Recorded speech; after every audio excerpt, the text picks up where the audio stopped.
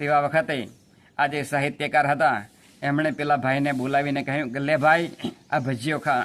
એટલે એ ભાઈ એકદમ ધ્રુસકે રડવા માંડ્યું અને પછી કહેવા માંડ્યો કે મારા જીવનની અંદર ઘણું બધું દુઃખ છે, મેં ઘણું બધું દેવું કર્યું છે, હું વેપારી હતો અને ઘણા બધા લોકો મારી પાસે પૈસા લેવા માટે આવે છે, મારી પાસે પૈસા નથી અને ઘણા બધા મને મેણો ટોણો મારે છે, મારું આ દુનિયાની અંદર કોઈ નથી. આમ એ વ્યક્તિ ધ્રુસકે રડતો હતો. હું મરવા માટે આવ્યો છું એમ કહ્યું.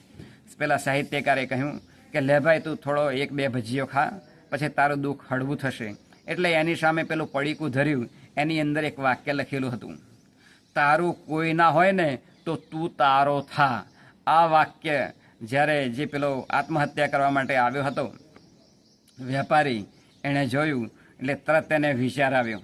એણે એક ભજીયું એક લીધું અને પછી એ ખાતા ફરીથી રડી પડ્યું.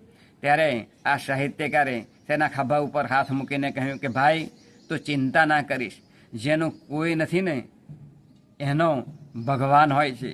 અને આ વાક્ય તે વાંચ્યું ને બોલે શું, તારું આ દુનિયાની અંદર કોઈ ના હોય ને તો તું તારો થા.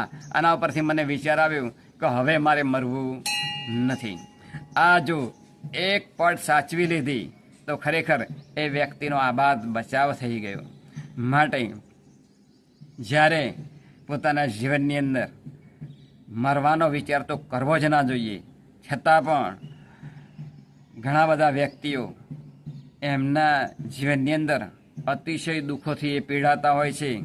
ત્યારે અંત સમયે એ એવો વિચારતા હોય છે કે હવે મારે જીવન આ દુનિયાની અંદર જીવવું નથી.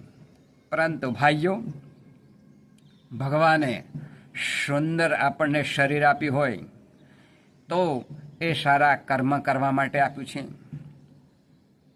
દુઃખ એ દુનિયાની અંદર દરેકને આવતું હોય છે. નાનું મોટું એ દુઃખ એ જ્યારે એ વ્યક્તિ જન્મ થતો હોય છે વ્યક્તિનો, ત્યારથી અંત સુધી એ દુઃખો આવ્યા કરે છે. પરંતુ એ દુઃખોનો સામનો કરી અને એની સામે લડત આપી અને સારા માર્ગે જીવન જીવે તે જ ખરેખર એ શૂરવીર કહેવાય.